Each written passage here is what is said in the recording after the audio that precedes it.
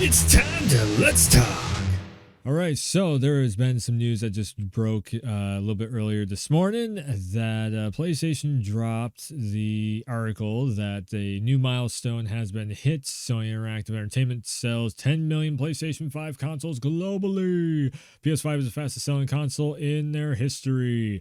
So whether you got a digital or a disc-based system, yeah, there's a lot of PlayStation 5s out in the world now, even with the part shortage, the scalpers, the overpricing, and everything else. Now, we're going to get into that stuff. But first of all, I want to say that I've had the PlayStation 5 since literally launch day.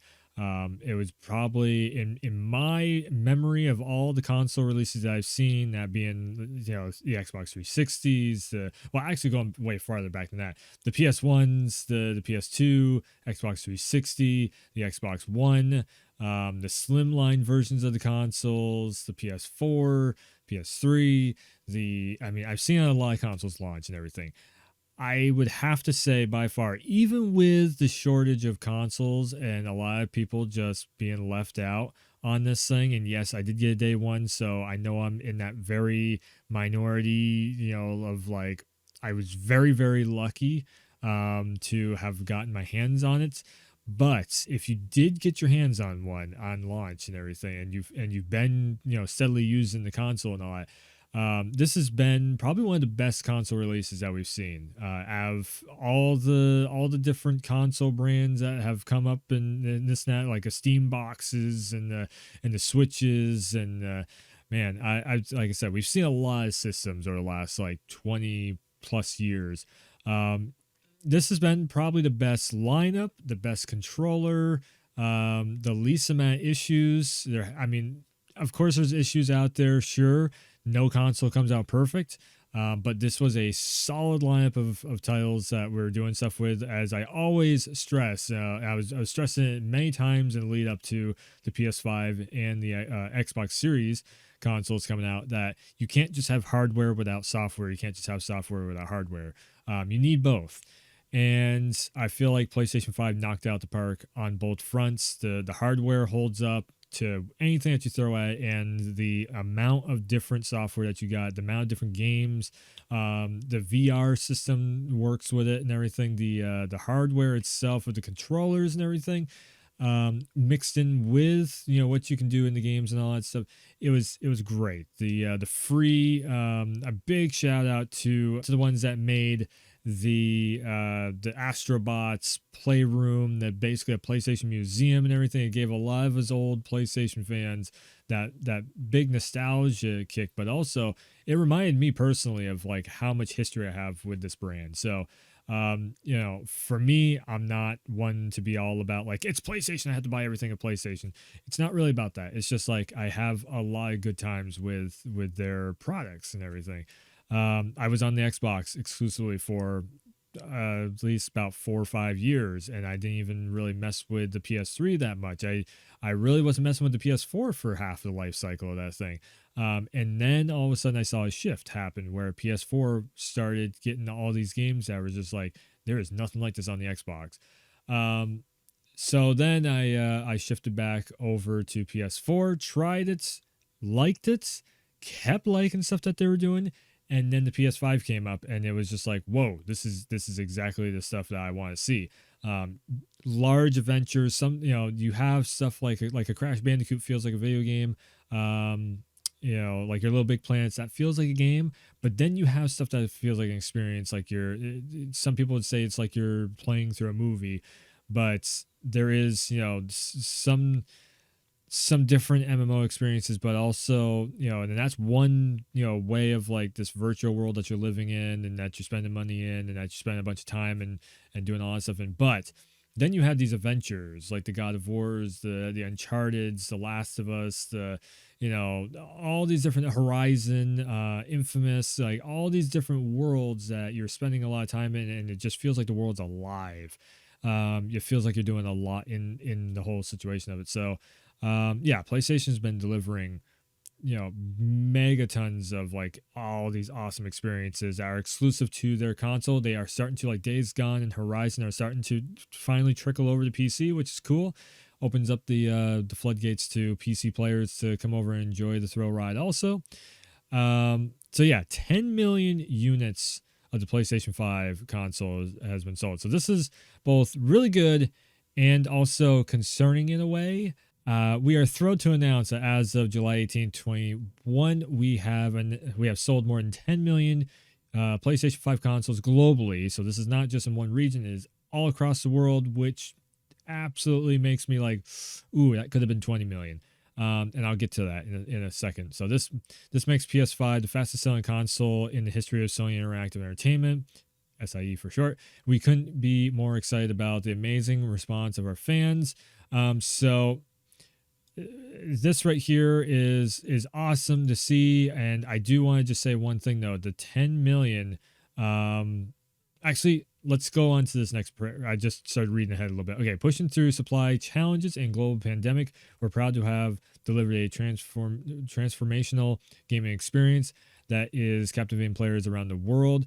Again, sometimes this word is so, like, the whole thing of it being a game is so just like it's almost like a somewhat of a slap in the face to the whole thing, because there's a lot of times there's experiences like flight sim even on the Xbox and everything. I know it's a PlayStation video, but that is not a game. That is an experience. You're experiencing the world through a digital means of flying around and everything. But something like a Last of Us, that does not feel like a game to me. That is something so much more. It's an experience of like going through this world that is under attack of its own self and everything. Like their God of War is like going to this experience of, you know, all these mythologies and everything. You know, Horizon Forbidden West is going to be like, what if there was, you know, a technology, or actually no, a better one. Gran Turismo 7, you're experiencing firsthand what it is to drive those vehicles and everything on the tracks and whatnot. So this word gaming is just like, I've said this, you know, time and time again in my videos too, of like, it just kind of, it feels like it just holds the whole medium back in a way, because it's just a game. It doesn't, like, sometimes, yeah, like like Battlefield 2042, that's set kind of in the future. A Deathloop, sure, is kind of a game, you know. It's like, you know, Akina Bridge of Spirits is a very fantasy driven world. In a sense, you could also say those are experiences too, but they are very like fantasy driven. Whereas like a Gran Turismo 7, it's kind of more a sim type of thing. The Last of Us could possibly kind of happen in a way, where, you know, it's like a pandemic happening and all that. So anyways, that is captivating players around the world. Everyone at SIE put their all into making the PlayStation experience better than ever. I'd like to call a couple of teams who made especially important contributions. Our product development team delivered amazing innovations, including lightning fast SSD, immersive 3D audio, and dynamic DualSense controller with haptic feedback and adaptive triggers. Now, this whole section right here, lightning fast SSDs and the 3D audio and this damn controller. This controller that just keeps delivering crazier and crazier experiences. I've been playing a little bit of Call of Duty Cold War. Before that, I was doing what was it, Watch Dogs Legions, and just like all these games are using the adaptive triggers, but also I actually got it. I was like, whoo. Last night when I was playing a little bit of Call of Duty Cold War, there's 3D audio built into that game, and an explosion went off, and it just caught me off guard for a split second. I was like, oh, it's 3D audio. Demon Souls, they can do that also, where you'll just hear stuff out in the distance as like ambiance in the world, and it's just like, man, that is creepy, but it's also awesome at the same time. So their talent perseverance, yes, their talent and perseverance and creative laid the foundation for the entire PS5 ecosystem, which is so true. If it wasn't for the entire development team working hard together along with the game developers, and I cannot stress that enough, we have some very talented game developers working on PlayStation titles to make all the hardware perform to the level it does. It takes, you know, not even a village, but a freaking empire to make all this stuff happen. Since the console launch in November, PlayStation Studios has accelerated the momentum of increasingly successful titles that showcase the capabilities of PS5. And to me, I would say they also are pushing forward. So where Xbox is just kind of pushing for a subscription, and I will stress this until I am blue in the face. But PlayStation keeps pushing forward and innovating on the hardware that is making these experiences even better and better. So where Xbox is just like, okay, like there's one thing that Xbox has done, and that is with Flight Sim, where I give them credit, where I'd love to see PlayStation come up with something, and that is a Azure AI technology where you're using data streaming. I would love to see Flight Sim pop up on the PlayStation, but you know what? I don't think it's possible because they are using that data streaming technology.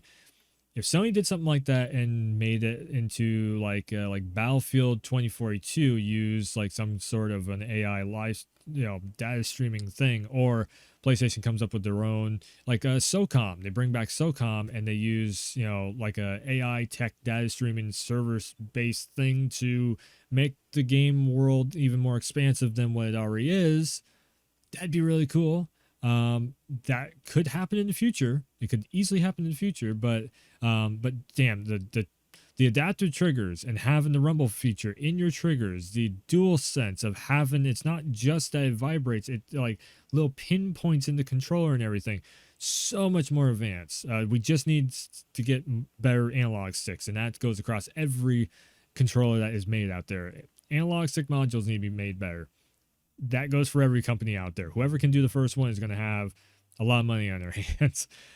Take the and maybe my only other gripe with the PS5 controller. Take the L3 and R3 buttons out of the analog sticks, put them on back, on back pals or buttons on the back of the controller. There's a reason why Battle Beaver controllers keep being sold out, because they have the backs, the back buttons like that. Give us the option also, and this would be an easy one for Sony. Give us the option to disable L3, R3, or any button on the controller, just to be able to disable it. And then we can remap it to, if we have a controller, like a Pro Series controller or something like that, and then come out with a brand new Pro Series controller for the PlayStation 5. But, we can program it to the back pals. That would be so great. It'd be we need it. We need it, especially for shooters. Not really for fighting games, but for shooters and driving games. It'd be perfect. So looking ahead, the lineup of exclusive games coming from PlayStation Studios includes a new God of War from Santa Monica Studios, which I think we all know there's a certain YouTube personality out there, Lana Pierce. Big shout out to her and Play Watch Listen, all those crazy people that are on the Play Watch Listen, along with Troy Baker, Mike Bithell, Austin Winfrey. They are doing a really good job over there. Alana, I hope she's having fun over at Santa Monica Studios. Gran Turismo 7. I would love to see a VR, PSVR 2. Can we please get a state of play with PSVR 2? And can we get a VR mode for Gran Turismo 7 and Resident Evil 7? Resident Evil Village. Yes, that's Resident Evil 8. Resident Evil Village. That's what I'm talking about. Anyways, Horizon Forbidden West. I can't wait to see what they do with this with the PS5. That's going to be like a full-on PS5 title. From Guerrilla Games, so Polyphony Digital for Gran Turismo 7, or GT for short. Some of the highly anticipated games from Sony Interactive Entertainment's partners include Battlefield 42 from Electronic Arts, Deathloop from Bethesda, Far Cry 6 from Ubisoft, and Kena Bridge of Spirits from Ember Lab. So Kena Bridge of Spirits is actually still third-party developer. Oh, okay. Wait, okay, so they're partnered, so they're a third-party partner. Gotcha. So they don't own... It's funny because Electronic Arts is a partner with Sony. So yeah, so these are still third-party studios. That's what that's telling you. I mean, Ubisoft absolutely still is third-party. They're not controlled at all by PlayStation or whatever. But it's cool seeing that these games are all coming over. I think this is going to be the last Bethesda game that you're going to end up seeing over here. Just on the fact that Microsoft owns Bethesda now, so I could almost guarantee you that something's going to happen there. EA, I think we're safe in betting that we're going to see plenty of EA games. But I see that there's one studio and game that is missing off from this list, and that is Death Stranding, which is very curious why it's missing off this list. And I have, for a future thing, I think we're going to see Kojima Productions be possibly partnered, like exclusively partnered with PlayStation Studios, if not become a PlayStation Studio themselves, because I think Kojima's been doing pretty good with PlayStation. Death Stranding was a pretty big hit, and it's only on PlayStation and PC through Steam. So yeah. Additionally, our hardware engineering and operations teams was vital in providing the resources to build the physical PS5 units and partner with our global business operation teams to deliver PlayStation 5 from its origin point to markets and customers around the world. Both of these teams and their tireless efforts were absolutely critical in delivering 10 million units during this historical year. There is one thing that's with this whole paragraph here. So what this brings up in my brain is the whole thing of scalpers, part shortages, and all that stuff. So we have had this major part shortage happening during the year 2020 and basically into 2021. Scalpers have still been a thing too. A lot of the scalpers is due to the whole cryptocurrency mining business that's been going on. It's not just PlayStations; it's everything from electronics to, I mean, hell, even toilet paper is probably even scalped and everything. With that whole craze that was happening before. But yeah, it's just between like I said, the part shortages and everything. I mean, that's where they were talking about with the pandemic stuff, and they don't really want to say cryptocurrency, of scalpers, because that's just. I think PlayStation did the right move of doing invite only stuff to where you can only get into the link through the invite. I think they should have been doing more of that. They should have doubled down on that, because that was the only reason why, the only reason why I got one during launch was because I got an email sent to me. So like I said, I was extremely lucky on that. If they did more of it, there would have been more player base that was just trying to get the console. There was a lot of people out there that were getting the console or getting 2 or 3 of them and then selling them on eBays and Amazons and this and that and the other thing for double the price. A lot of stores were doing that too, because the scalpers started doing it, so it drove the market up. When it comes to all that stuff, like I said, it's just Sony should have been sending out more emails, but they could only send out as many emails as they had units, because there was a part shortage. Everything was shut down. So it was just this whole snowball effect. Everything was all coming up of just shortages left and right, and everything in between. We are starting to see that, level out a little bit more. Stuff is starting to open up. Businesses are starting to be able to make parts more. It's gonna last until probably next year. But yeah, we're getting there. We're getting there. 10 million units though. So this is where I like that it's 10 million units, but I will definitely say we could probably had 20 million if it wasn't for scalpers forcing the market up. Even though there's a part shortage, the units were made. It was just a lot of them were sold for $1,000, where the original pricing of it that was put out in the marketing of it all was being sold at 400, 4 to 5, 500 for the disc, 400 for the digital. I'm very sure that's what the numbers were. All I've been seeing is $1,000, $1,000 to $1,200 for everything, for either version of it.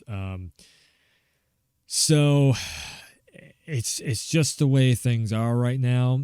It's going to level out, but again, that 10 million could have been 15 to 20 million if it wasn't for scalpers and the cryptocurrency mining happening. That really hurt. I think it kind of hurt sales a little bit, but they did great with 10 million units. That's awesome.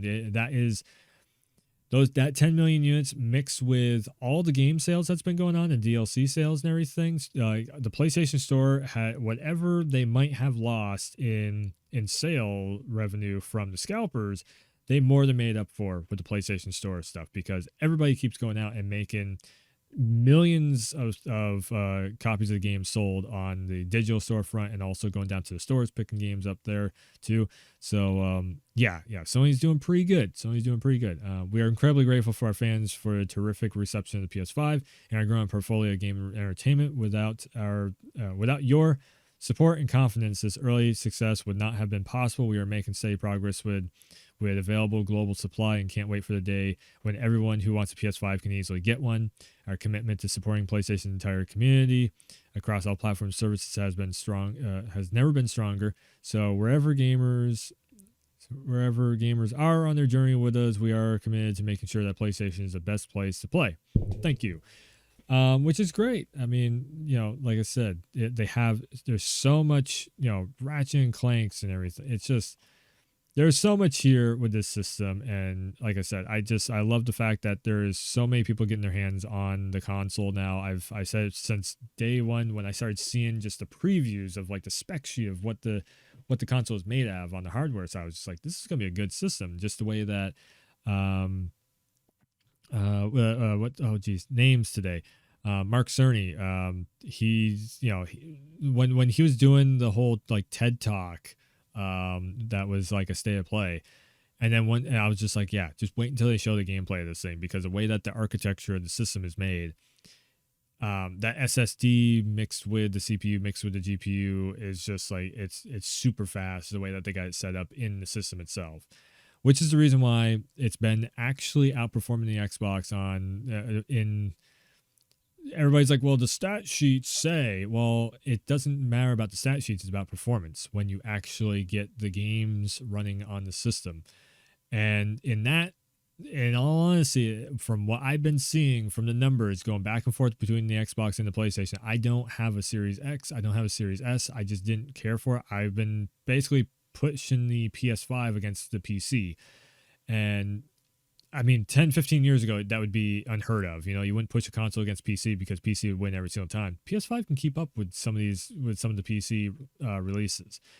And it's great seeing it because the game engines have pretty much topped off at 4K 60 FPS. But a lot of times you play that 1440p 60 FPS on the PC side of things. And that's, like your Assassin's Creeds and your Red Deads, your GTAs, all that stuff. Normally people just play at 60 FPS.